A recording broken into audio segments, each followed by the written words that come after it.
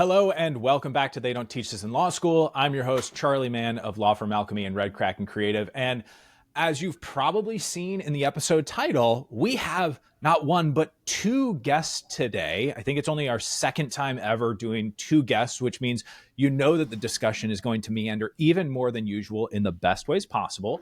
One is a returning guest who I'm sure you absolutely love and adore, the Yoda of LinkedIn. I mean, some days that's what his LinkedIn profile says. Other days he changes it around because there's some master strategy, I assume, or he just has something he wants to do on that day and plays around with it just for funsies. So our first guest today, Tony Albrecht of Contender LLC, the LinkedIn ghostwriting agency for attorneys and other awesome people. Tony, great to have you back on the show. Thrilled to be here, Charlie. Long-time listener, third time being guest on the show. Yeah, working your way up to that smoking jacket, man. It'll happen. Don't worry. Yeah. And then our second guest today, who I actually got to meet in person when our mastermind group was in Charleston, though we didn't get to share a full-on discussion because when I'm in that mastermind space, I go to bed early. I have to make sure I've got my prep done for the group and everything. And it was later into the evening, but he and Tony were able to share time together.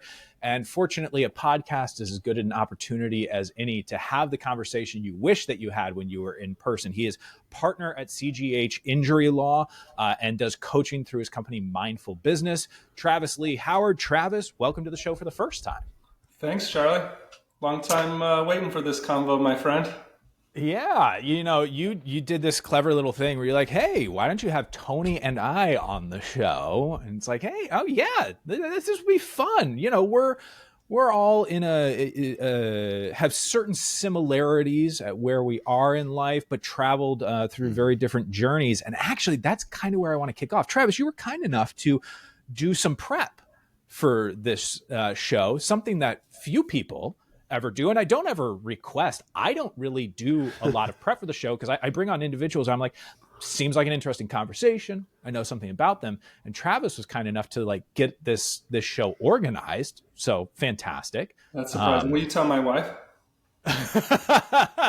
No, because I'm going to claim the glory for myself with my wife.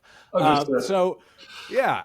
The thing that stuck out to me, and the reason I mentioned that, you know, we're all sort of in similar-ish places, but different journeys, is you dropped in there this concept of timelines. And we're all at different stages of success, though all successful, I would say. And we're all dealing with a different stage in the timeline. And what I'm interested in, Travis, I'm going to have you kick it off. I know Tony has thoughts on this, so we'll make him wait in the stable for a second here. But for you, Travis, when you think about that idea of timeline and being able to recognize where you are in yours opposite the hundreds or thousands of other timelines that you see for other people, how do you find satisfaction and joy with where you're at, measured against what you can see in other places? I mean, as often as I can, Charlie, it's in the present moment, right? I mean, when I wrote that to you about timelines, I think there's a juxtaposition there. There is the present moment as, you know, couched against the goal that you have. And then there's this juxtaposition of law school, early lawyers, young life in general, but certainly accomplishment-based, high-achieving type situations. I imagine, you know, investment banking and those types of places, physicians maybe. Your timeline is the next specific goal. It's the next grade. It's the next verdict. It's the next client. With all, you know, frankness, I have yet to find any happiness in my life when I'm in that timeline view. Lots of endorphins, lots of chemicals, lots of energy, like no doubt, esteem. We feed the ego. That's a great timeline to feed the ego. But in terms of thriving, in terms of maturing, in terms of giving, it's not an effective timeline, in my humble opinion. Okay, so that the endorphin, the achieving of goals, the sense of conquering. For you then, I would almost challenge it a little bit and say you must find some level of happiness in those, or otherwise, why would you go and chase them down? Yeah, I mean, it's the same thing that I get when I pop that Coca-Cola in that first chug, that taste and the bubble, and like that's a great feeling, um, and that there's nothing wrong with that, right? Like I have a six pack of soda downstairs. I don't drink six a day, right? I don't make that my diet, and in moderation and using goals to climb. I mean, listen, we use the staircase and the stair, the first step analogy all the time in business and when we're coaching because it's apt. And I think that goals are important, but is if that's where you're drawing your self-worth, if that's where you're, if you're truly measuring yourself as a person, that's where it gets a little dicey. And again, it's my opinion, but I found, I mean, it was the first time I had $100,000 in the bank at my first business. It was the first time I made $83,333 a month at a software company, right? Because we all know that's $1 million company. $1 million.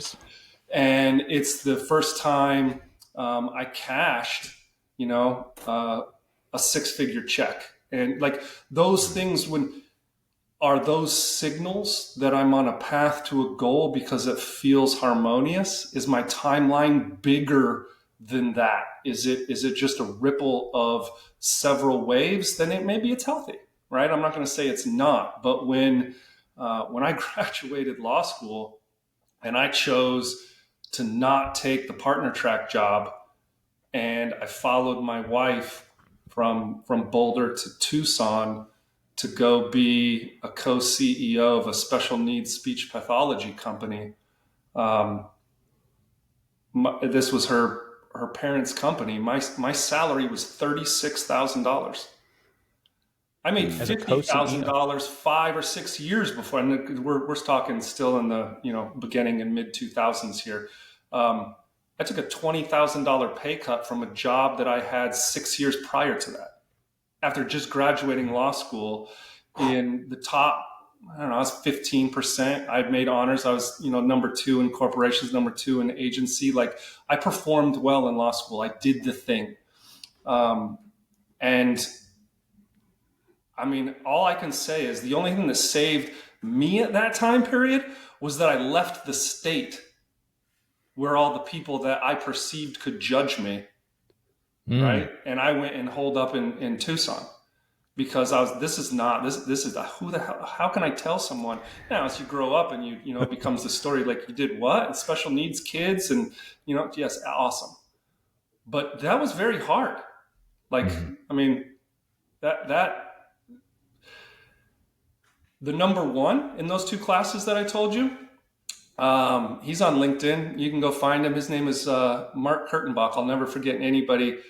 All the professors called him Mr. Kurtenbach like they called us everything else. And I love Mark. He is amazing. He is ridiculously smart. Come on, Travis. Talk trash on him. Talk trash. Give him the business here. Tony understands the spirit of this podcast. Still to this day, Mr. Kurtenbach, I go on that LinkedIn and he's like, so I just helped the Miami, whatever the soccer team, sign Messi. And he's a partner in a law firm doing the deals of the biggest sports players and the biggest entertainment. Like that's what I thought I was going to do when I was competing against him in all the business law classes. Like that was the path I wanted to go down. But it was different. So how was I measuring myself? In that moment, I had a very short timeline and I wasn't even remotely taking in what the universe was actually showing me at the time. Now for decades later, Okay. So I have to admit, when you were telling the story of like moving to a new place, all of that, immediately I just like, wait, is he telling Tony's story right now? Like you even went to a city with a T at the start of it. Toronto, Tony. That's the one I'm thinking of. Yeah. But this fascinating mirroring of those stories of going to a new location, of getting off the partner track. Obviously, Tony, that speaks to you. I'm curious what Travis said echoes for you. Build on that. Yep. When I'm hearing Travis talking, so much of that resonates. I mean, I love your story, man.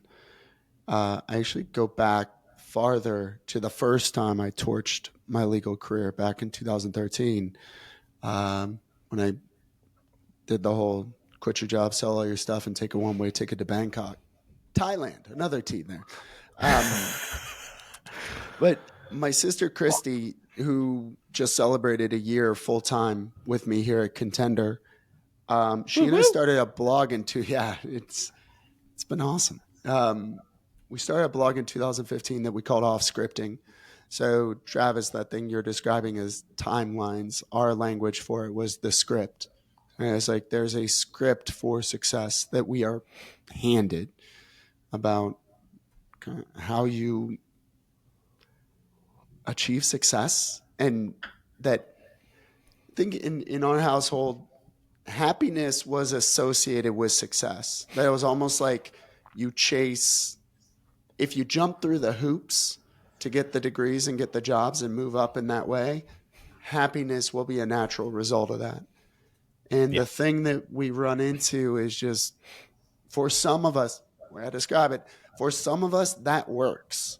Like that story, that script plays out more or less according to plan. Like that, you get there and you're like, nice, cool. And then for some of us, I think all three of us fall into this latter category. That script just doesn't work for one reason or another.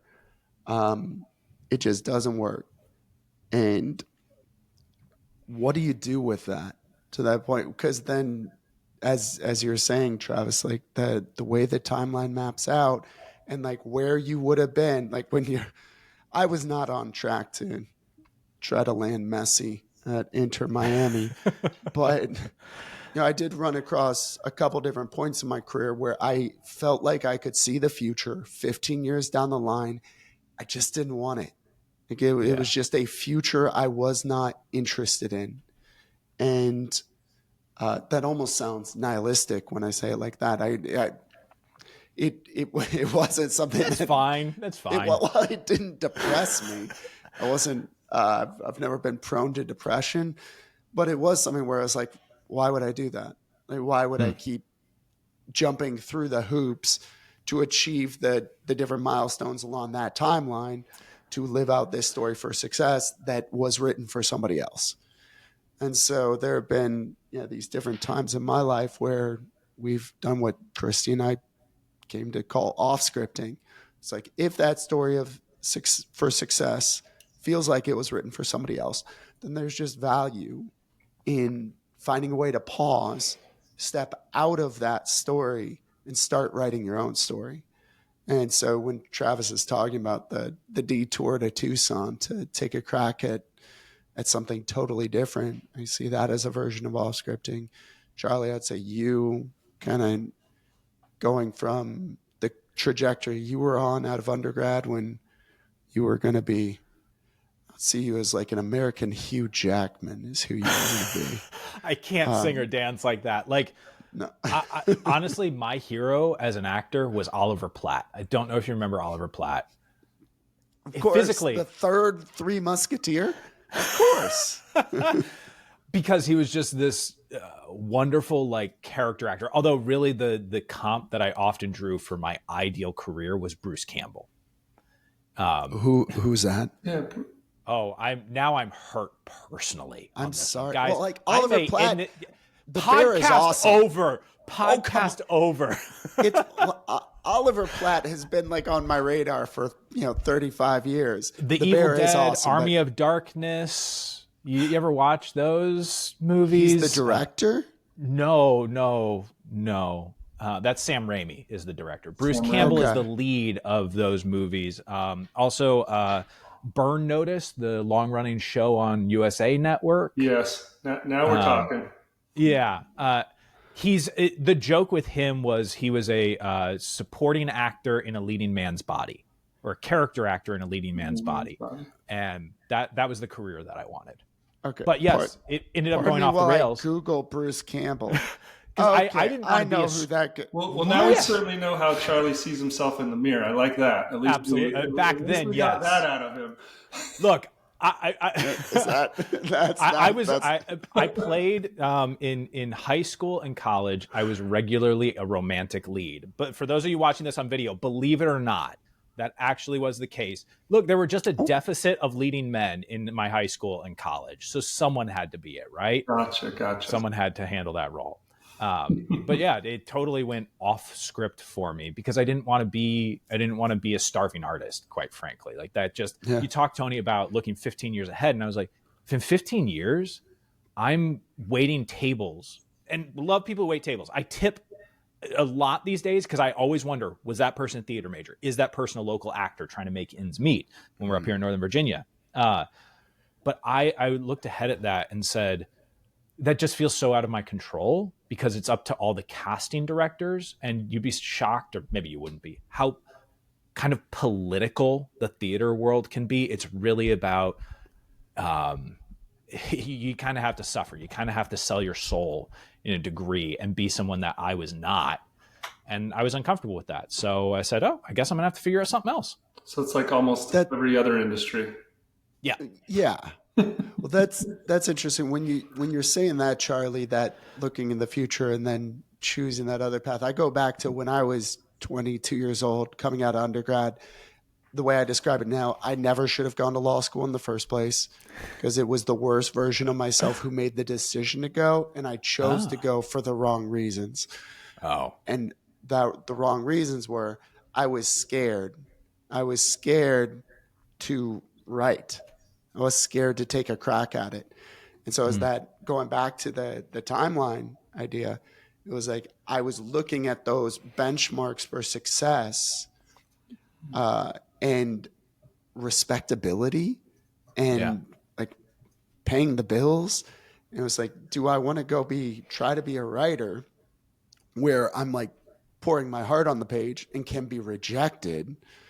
Or do I go to law school and check off the boxes in a way that nobody can sort of like throw stones at those decisions? Like those are like reputable. Those are the decisions that my parents are going to be able to tell their friends about, right? And not be disappointed in me. And so it was, and the way I now think about that path is like the difference between achievement and mastery. And what I wish I would have done as that kid is like do what I've done later in life, and what I know both of you guys have done is like choose that path toward mastery. And like I'm interested, maybe that doesn't resonate with you guys. I think it would, just in that idea of like we're all men who are interested in a lot of different stuff. Yeah. But it's that idea that it's to that point of like not looking for the external validation, because if you're looking for the external validation, you're always going to be left wanting. Like I'm coming off of like my first sort of like live speaking gig, let's say like well-paid live speaking gig last week, right? Yeah. Charley gave me a speaking gig earlier this year that was delightful. That was fantastic. The price point on this one was considerably higher, but you made back end money on my event. People who would work. I did with it. You. Oh, I love doing it. It's we call that. Want to do that again? Yes. That was an investment. Thank you, Travis. And I'm always up for joining you, Charley. Just send location. I'm there. But like it was a big moment for me professionally. Like 3 years into doing this, 4 years, literally 4 years to the day I walked away from practicing law was the day that I stepped in and did that presentation. And I actually did it literally across the street. It blew my mind when I was walking up the building. 2005, I interned at the EPA in the Ronald Reagan building, which was literally across the street from where this law firm went. So there's like all these full circle moments. And it was one where I let myself enjoy it after the fact, of just like taking a minute to like take it in. But it wasn't about the money. It wasn't about the like getting the validation. It was about having delivered at a really high level, because I've spent such a ridiculous amount of time and energy trying to become the best in the world at what I do.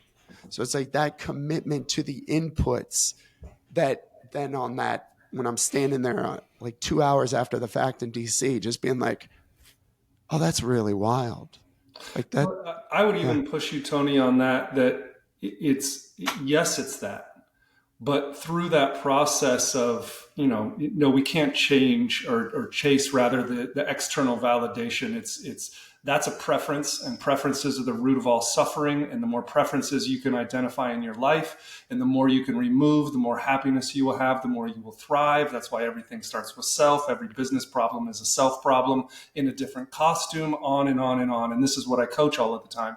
But I want to go back to something even more foundational than this. And that is that, I would say that you found out, you knew what you wanted to do, but I believe that you've actually understood or come to grasp what you want to give and how you want to give it. And I really believe that for most of us, the foundational change in life happens when you realize that you're either a gift giver or you're the gift. And that's a fundamental difference in how you show up in your life and what you do with your vocation. And if you are writing briefs and you're taking these things and handing them to somebody, this is the gift that I'm giving you, and you get it when I walk away. And this is going to be a little bit of a nuance, which I think is important. And if you'll indulge me, because you're still writing. Let's say you're writing a brief or writing a memo or whatever, you're writing, but it's the thing that you're writing, and then that puts you in as a gift giver.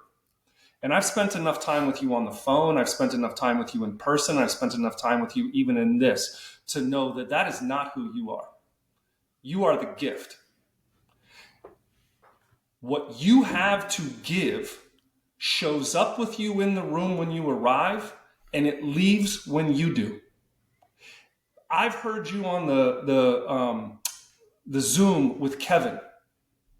The writing of the LinkedIn post isn't the thing that you're giving me and my law firm, Tony. You give your presence for him to share, for the story to be born.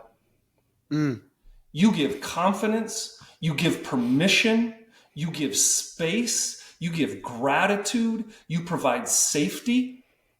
This is all emanating from you, because I believe, and now I truthfully believe that you are more gift than gift giver. There are ambidextrous people out there in the world, right?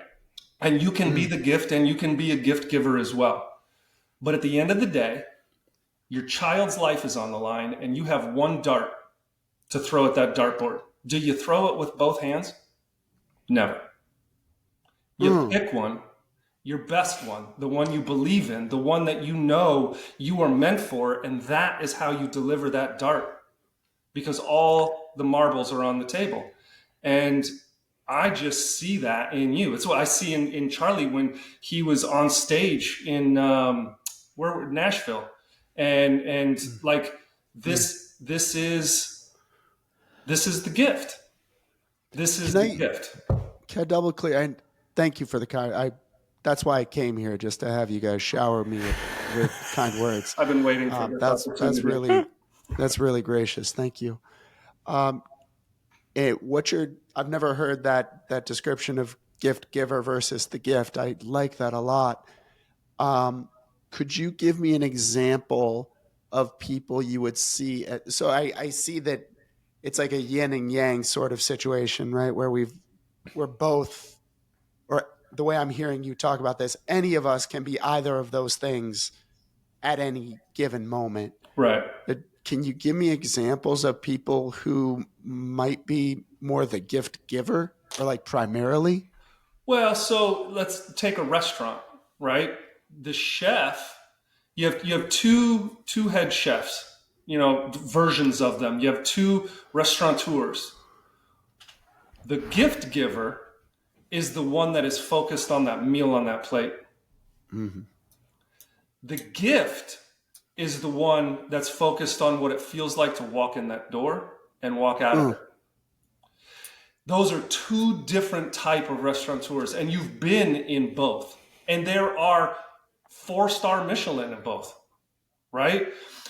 Let's take it closer to home. I will never allow my law firm to hire an intake coordinator or an intake agent that is not the gift. Ever. That person, everything they have to give, it shows up when, hello? Oh my God, Mary, tell me more. I'm here. And she is there with Mary until that. Now, that person might have to take 6 walks around the block to recharge. Because when you physically give yourself, you deplete. The gift often is peaks and valleys. You got people in your life that are all or nothing, peaks and valleys, right? Like these are pointing you towards that they might be the gift. When you throw your Christmas party or your, it's a birthday party or anniversary party for your wife or something, and you invite one of her friends over, you know which ones are going to bring the box that is going to blow, like we're going to open the box and it's going to blow our mind, like how thoughtful. And you know the one that you just pray shows up. Just walk through that door and this party's going to be perfect. Right? Yeah. Gift giver, gift. Like these, it's and again, it's not an all or nothing, but you can see where this. Yeah. What are you no, thank you. Some people are offensive coordinators, and some people are head coaches, leaders of men and women. Who wrote the playbook? And who's got the people present so they feel safe and are willing to go out there and battle together, right? Like these are, and it's when you build your organization, if you start with self, and this is, this is what I write about on LinkedIn from the mindful business paradigm. You start with self, you identify who you are so that you can add the missing pieces around and what that gift bundle is you're going to give to the customer. Then you go and design a machine to deliver it, both the physical transaction and the bundle, the permission, the love, the support, whatever the feeling is that goes with it. But now you got to hire your team to go operate that machine. And you need to understand the best startups. And this is, through cannabis, software, law, all kinds of many businesses, too many that I've been a part of, frankly. That stage of who you first bring in, too many founders hire for skill set first at that point because they're stacking the deck. And that is, I need these pictures with this credentials, with this on the thing so that I can raise money. Because they're hiring to stack the deck instead of that role needs to be a gift, needs to be a gift giver. This is what we're going to go do. So that's my 2 cents on that. But I think you found yourself coming back to this. I don't want to make this all about me and what I'm coaching here. You, Tony, yes, writing. But if we make the argument, if I was sitting in court and I was arguing to a jury, Tony was writing long before LinkedIn. He was writing at the law firm. This isn't about writing. Like that's where I would go to play devil's advocate. Even though writing was in your heart, how did you want to give it and who did you want to give it to? And that's just as important. Beautifully said. So anchoring on that, let me wrinkle it a little bit.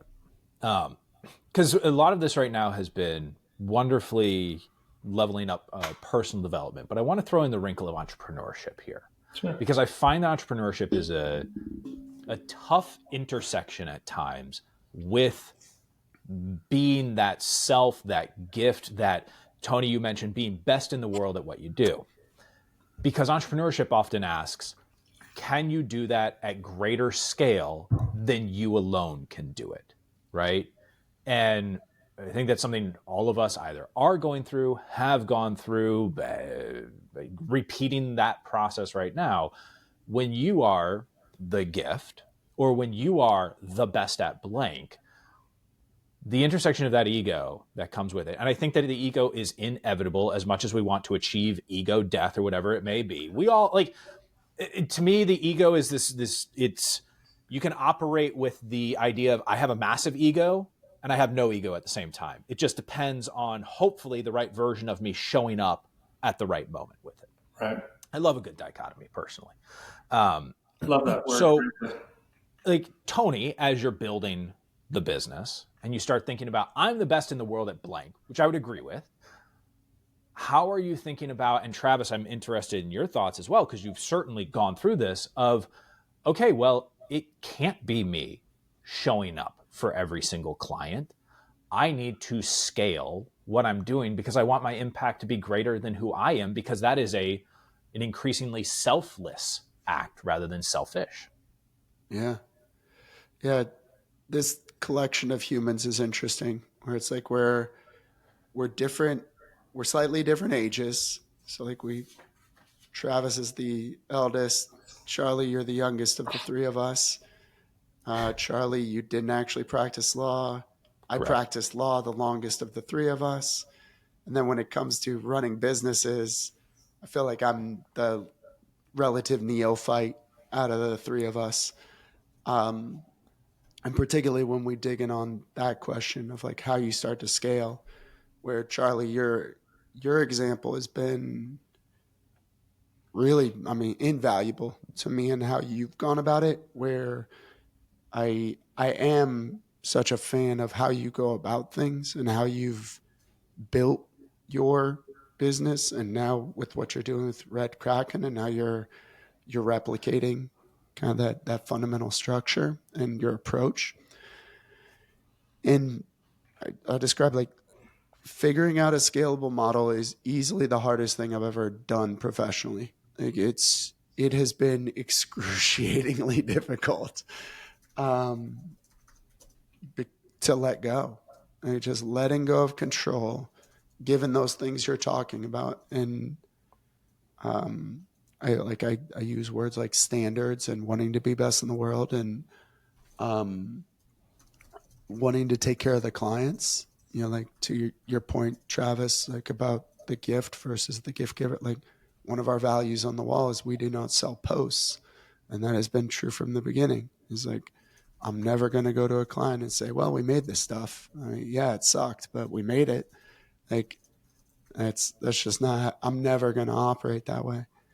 So the challenge for me has been, okay, so how do you grow beyond my ability to produce stuff, knowing that I want to actually build an organization that is more resilient and can have more impact than the organization where I am the unique genius capable of doing what we do, right? And we are just now, literally in the last 60 days, I've kind of had that break in my brain, and I have let go in a new way, and it has led to a period of greater growth in our business than at any other point.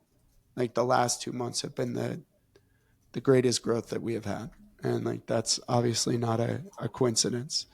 Long way of getting to your actual question, where it's like the thing that I was going to say learn, but like I already know it. Like it's just a process of relearning the thing that we learn over and over and over, whether it's business or parenting or like just like being a human being, is like letting go. It's like that. So often the solution is like, let go, like stop worrying about controlling things that you can't control. Like thank you for coming to my TED Talk. I feel you. And I would say that the letting go is the answer. But whether it's me about to, and as we were talking, Charlie, when this started, about to let my daughter go off to college, this coming summer, or letting a marketing director make a decision of whether or not CGH is going to do radio or billboards in 2026, right? The act of letting go happens quicker and with more peace when you're more certain that you've given thought or attention to the top priorities. And that might be, my child knows that they have unconditional love for me.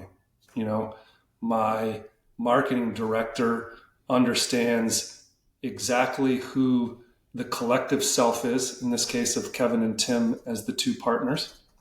They know what transactional thing we're giving representation in injury law to plaintiffs that have been hurt through no fault of their own. But, and this is where I say a big but, I've spent 2 years ingraining the culture at this firm, what they were doing intrinsically, doing it very matter-of-factly and in a specific order for what is the rest of that gift bundle. And everybody in my firm knows that, yes, they're supposed to provide A, B, and C through the transactional side. But the thing they're actually supposed to do is take the heart from Kevin and Tim's chest and carry it all the way through their process and hand it to the next employee that's on their team, who holds that and brings it all the way over here to the meeting with the client. And when every employee knows that along with the transaction comes the rest of the gift from the two founders that actually did the work to figure out why they're doing it, which is why our tagline is, it's more than money, so that nobody in our company can ever freaking forget of what they're holding in their hands and what that means to somebody else. Now, that's the mental, like, okay, I got that. Got you, Trav. And I've intellectualized that point. Makes sense to me. Now, how the hell do I put it into operation, right? And this is in the last 2 years of writing my book and really diving deep into this coaching, I learned something that completely shocked me. I told you my 4 phases and that the third phase is the machine. And I told you when we started, Charlie told you that I'm a COO. That's my least favorite job. I hate that title. The machine is my least interesting portion of any business. I don't want anything to do with it. I'm as far from an engineer, an architect, or a conductor as you could ever find. And yet, in my own firm, in this role that I didn't think I wanted, that I took just to support my brother, not until I was writing the chapter and my book coach got me to do one of these diatribes I'm doing to you guys right now, did I realize, holy crap, this is the most important part of the entire frigging business. This is the thing that makes or breaks impact. This is it. This is the place that everything comes together to plug in, and you will succeed or fail. You will be hollow or full based on your machine. And the light bulb went off on my head, and oh my God, this is where I'm supposed to be, because everybody understands the hard machine. It's Lean Six Sigma, it's process flow maps, it's diagrams, it's all the things my dad taught me years and years ago, and go all the way back to that first job in Arizona where I had to start there at my dad's insistence. When I called him and said, I don't know what I'm doing down here. This is what you're going to do, son. You're going to draw a picture of your business. That's the hard machine. And every business has one. But here's the thing that makes the difference. And this is how, Tony, as you go to scale, and I'm interested to hear your feedback, Charlie, on how you've built. There is also the soft machine. And the soft machine is the difference of whether or not you will thrive and your customers will receive the gift bundle as you scale through other people. How do we communicate with each other? What are our cadence? What are the rules of sharing emotion? What happens inside of our meetings? How do we handle our feelings at work? Like they go on and on and on, but the soft machine, the hard machine protects the transactional promise you've made. It delivers it. It makes more widgets. It ships them faster. It makes them with fewer mistakes. But the soft machine makes sure the experience hits at the end of the line, and 1,000 gets the same as 100, gets the same as 10, gets the same as just you in a room with your customer. That's the soft machine. And that is honestly what I spend the most of my time working on. But you can't build one if you don't know who you are and what you have to give. And you can't build one if you don't understand what customer is supposed to receive that gift in this universe. You can't start building that machine. And if you haven't tried to build the machine or put it on paper or outline the rules of your soft machine, it's nearly impossible to hire an effective, impeccable team. So my two companies are engineered in very different ways. Law Firm Alchemy, the coaching business, it's Charley, right? Like it is predominantly Charley. We have ways that we can deliver Charley at scale. Like I have a program called Catalyst where for $197 per month, people get a hefty dose of Charley. It's not individualized. It's not in a small group setting. It's in a large group, fully scalable setting. I can have, say, 400, 500 people in Catalyst, and the way that it is delivered would allow me to still deliver it at extremely high quality and still give the attention to members that they need and deserve as they send in questions based on just the numbers that I know and understand about volume of questions I'm likely to receive. So that's how I develop scale over there. On the Red Kraken Creative side, which delivers email newsletters every week for law firms, it is a totally different enterprise. I, from day one, have not written a client email other than very early on when we had a client, when we had only a couple of writers and one of the writers had a short vacation. Okay, I patched in for that. But the deal was from day one, I'm not the doer of the service. I'm the strategist, I'm the guide, I'm the central node, I'm the person setting the initial blueprint, which then has been elevated by our creative director, and Jenny has taken care of all the operations on it, and I focus on marketing and sales. So it is doing the thing that I often am working on with law firm owners. Like I see both, I have both prisms available to me on this. What it's like to have this is really running through me, I'm core deliverable lifestyle type of business. And this is an enterprise designed from day one to offer high quality of service at a growing scale because I am separated from it. And therefore my own ego and reactions to what's happening within the business are not on a individual, I'm with the client level and I'm reacting to that. I'm seeing the wider scope. I see everything that happens with clients overall, but writers handle it, right? That the email marketers handle it. And part of that was really looking at starting that up was looking at the ecosystem and going, this is not being done, or at least not being done well in the areas that we have seen it done for law firms. I wanted all of my coaching clients to be doing this because it produces good results for them. No one else is doing it. And so that entrepreneurial gene eventually kicks in. And I went, all right, I guess we're starting a business for this.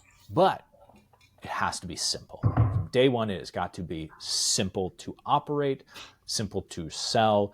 And it has allowed us to deliver results for clients and add new clients in a way that even right now, I mean, we're only 6-7 months into operation, and we're already beating our projections, and it's partially from having that advantage of the ground up look at all of it. Right. Yeah, I mean, what do you think, Tony? I was just going to ask,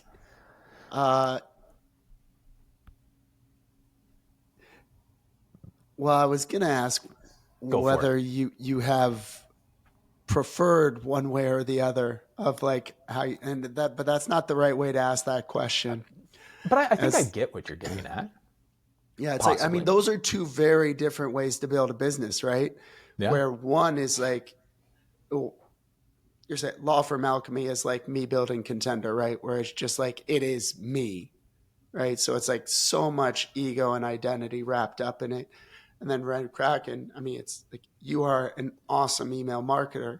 So it's like, it's still, there's a lot of you in it, but you're creating it from that, with that level of distance. Just like what you're doing with new team members for Contender.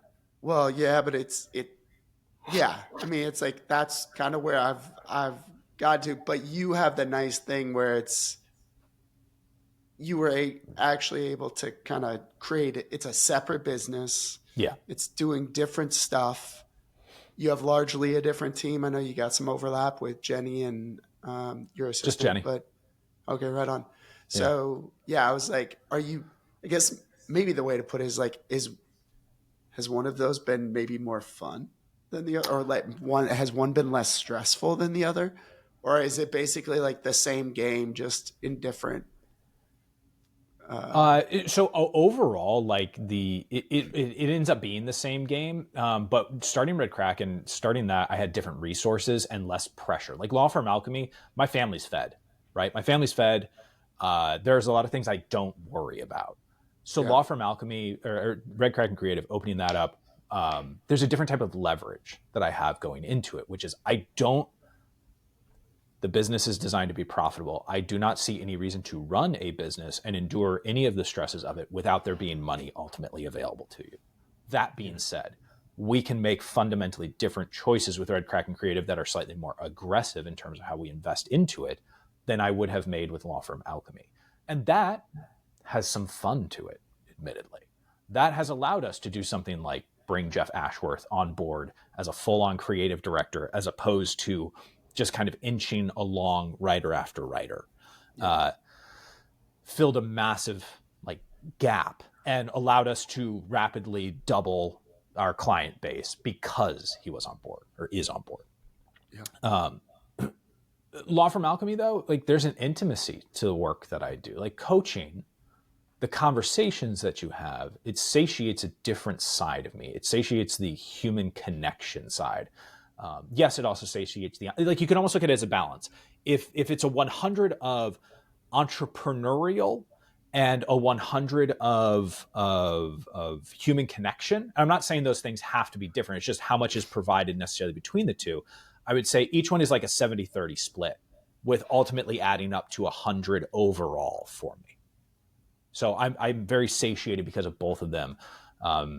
Each has provided their own joys, but it just depends on the joy that you might want in the moment. I'm lucky I have both. I would ask you, I enjoy the journey. Which one of those two on the 70-30s, if you had to do one for a 90-day sprint, which one would leave you the most tired?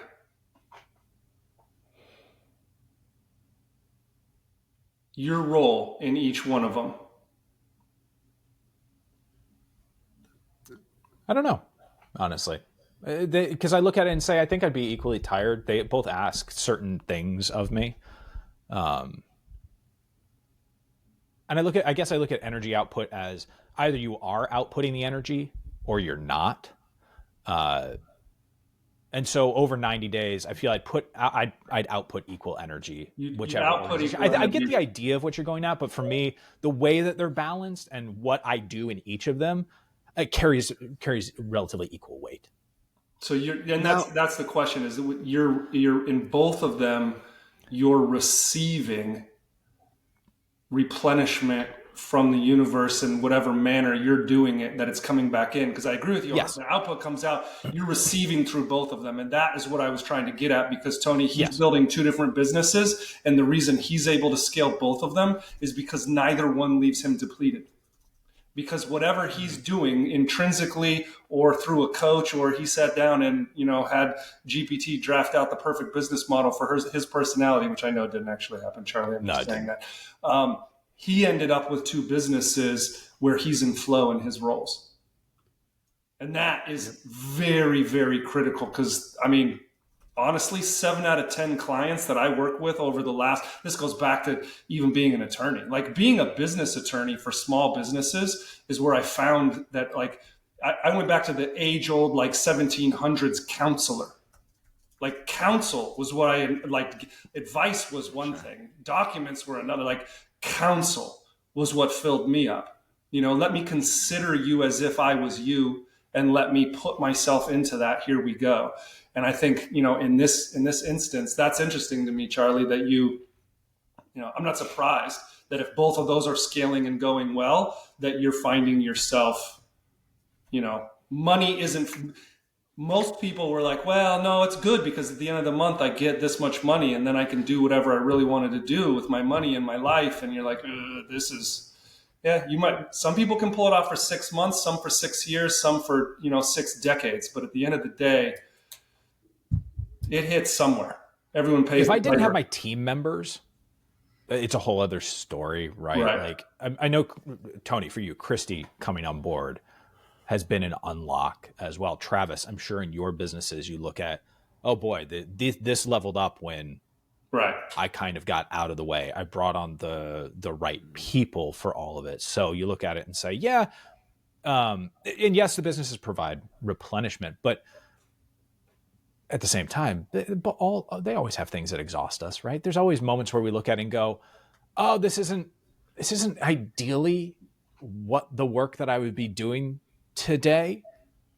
But even if you level up and you like 10x your business, there are our hedonic treadmill of sorts, like our mental hedonic treadmill, will still end up going, I don't want to do that anymore. Because where we started this conversation with, because something happens.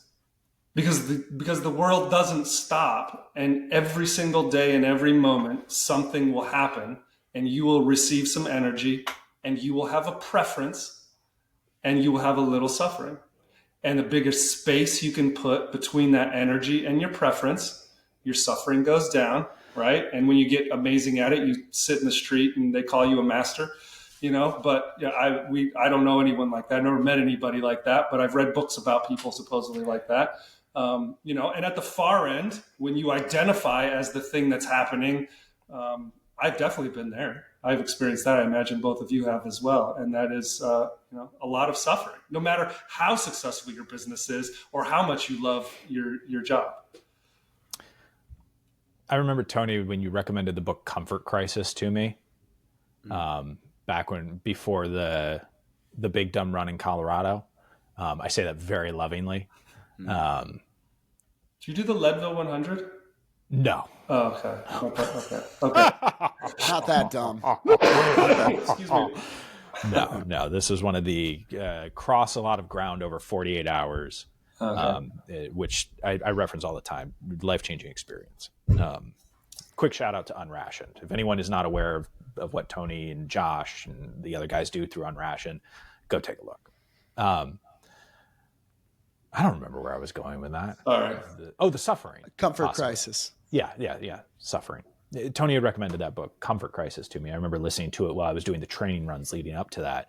And I think for me, one thing I've tried to, we naturally as human beings try and reduce suffering. But I also think sometimes it's just a trade. Like, I want to trade this suffering to test out this suffering. Like, I don't want to do this suffering anymore. Like, why am I suffering through feeling out of shape when I could go through the suffering of getting in shape? Right. And even once I get in shape, now I want to go through the suffering of figuring out, how do I join the 1,000-pound club as a power lifter?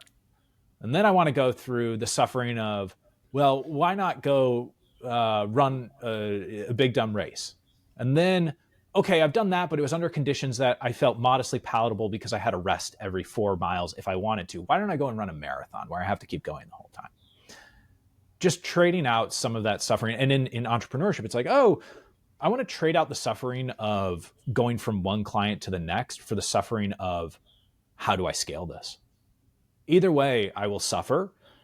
And in suffering, I find some level of meaning. I'd rather go through it than around it. And then trade up. I'm trading up my suffering. My suffering used to be a 1993 Toyota Tercel, and now it's a 2019 Honda Accord, right? I prefer this one, but there's better suffering out there for me. That's awesome. By the way, I started in the '89 Sentra. So yeah, you did.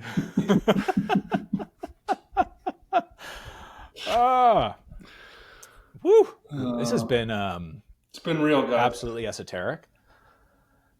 Yeah, about how we would have expected it to go, right? Yeah, exactly. We met the intentions coming into this, didn't we? Yeah, we'll just see where it goes. So I'm curious for each of you. We've talked a lot. We've talked pretty wide on, and I think some depth on it as well. I mentioned the book Comfort Crisis. I'm curious for each of you guys, what are some of the things that have been some resources, things that are easy to access in many ways, that have been instrumental in finding those turning points, finding, the thing that enters your life, as you've talked about, Travis, that you would recommend to someone listening to this who's like, I don't know, I'm kind of turned on by this. Where do I go next? For me, I think, and I've got a long list, but the two seminal pieces specifically for entrepreneurs would be Michael Singer's Untethered Soul would be number one. Beautiful book. And number two would be Sherry Huber's The Fear Book. And this is like 6th grade level writing, which is perfect for speaking to your inner child. And the Fear Book is, she has the depression book, she has the sadness. There's a bunch of good ones out there, but the Fear Book in particular, I'm going to upgrade my suffering. Well, what's holding you back from that? Most likely fear. And when you leave that, it's like Harold in the Purple Crayon meets, like Dalai Lama. And you're like, yes, thank you. It's amazing. Sherry Huber's a master. Fabulous. Yeah, that's really good stuff. I've not heard of the Fear Book. I'll have to look that up. Yeah. Tony, your turn. It's funny that you mentioned Untethered Soul, because I actually wrote down the Tao Te Ching first, which I'm not sure how useful the Tao Te Ching. I found it totally inaccessible the first 2 or 3 times I tried to read it. And somewhere about 10 years ago, I picked it up, and it clicked in a way that when it comes to this stuff we've been talking about, it's a lot of those lessons are in there. Buy Back Your Time, another book that you and I have talked about at great length, Charlie. Just the idea of how you let go and why to let go and what happens when you let go, specifically in the context of growing a business. And then that piece about the gift. I really love Will Guidara's Unreasonable Hospitality. I love that book so much. And I think, there you go, got it on hand. Yeah, I think that book captures what Guidara, specifically being the carrier of the gift, and then his partner, the chef, is more that gift giver, and just how that combination led to them creating the best restaurant in the world, the best experience in the world. So many of the leadership lessons in there are things that kind of have helped me make progress. What about you, Charlie? I mean, I'm going to go with Comfort Crisis. I'm going to swipe from myself on that one, only because I'm getting prepared to do a re-listen of it on audiobook as I prepare for something I'm doing next year. It's going to have me out in the woods. Yeah. So I'd go with that. I mean, look, anytime that I get in the world of personal development, I will always go to 7 Habits of Highly Effective People. I will just always go back to it. For me, that is a seminal text on development. I know not everyone vibes with it. I find most people who say, I read it, I didn't like it, read it didn't do anything with it, said that they like know it, but didn't really dig into the nuances of many of the of what Covey talks about. So those are pretty darn important. I mean, honestly, Untethered Soul would have been up there as well based on the discussion that we're having, but Travis went and swiped that one. That's my own mistake for asking him the question first. So, yeah, buddy. So I'll own that. I'll own that. That was my own error. Jim Rohn's The Power of Ambition is a good one as well, because we talk here, the thing that we didn't even get into that was bouncing around in my mind as well is the tension between the driven growth entrepreneur and the fact that we are also fathers and husbands, and the tension that we all experience there, which I talk with coaching clients about all the time. Power of Ambition, I think, is a good one to maintain your energetic self as a driven entrepreneur while also channeling some of that energy in the direction of the home front, which I think is really, really important. I never lose sight. Like, there's no trade that I'll make where I would have to truly sacrifice my home life. I know we all make little things, like we travel a little bit more than maybe we would have otherwise. But I think it's important that the kids see us go and achieve things, and that type of balance. I mean, honestly, we could do 3 hours on that alone, probably. I agree. And that to the fatherhood, the spouse, and balancing those two things, I would toss in for, I don't care how you find her or which one you identify with, but if you're reading Brene Brown and studying how to be vulnerable, this is I mean, you can start with Singer and Who Am I? I am the one who hears the thoughts or is aware of the thoughts. But if you get that distance and you have no ability to be vulnerable with what you find in the space, it's irrelevant. Yeah. Right? I mean, it's just hard stops. So like you put Brene up there at the top of the list, and like, this is the skill. Once you know who you are, now you've got to be vulnerable. Like, that's the second step of the ladder. Speaking of stops, I'm afraid that this is where this one comes to an end. Travis, if people want to know more about you, connect with you, what's the best place for that to happen? At Travis Lee Howard on LinkedIn or cghlawfirm.com. Tony, same question to you. LinkedIn, obviously. And we actually just had a new website go live at contendercreative.com. Yeah. What? Yeah. Gonna have to go check that out after this. Only took 3 years to build a website that wasn't built by myself and my sister. Whatever, man. It all works. Yeah, you're doing all right for it.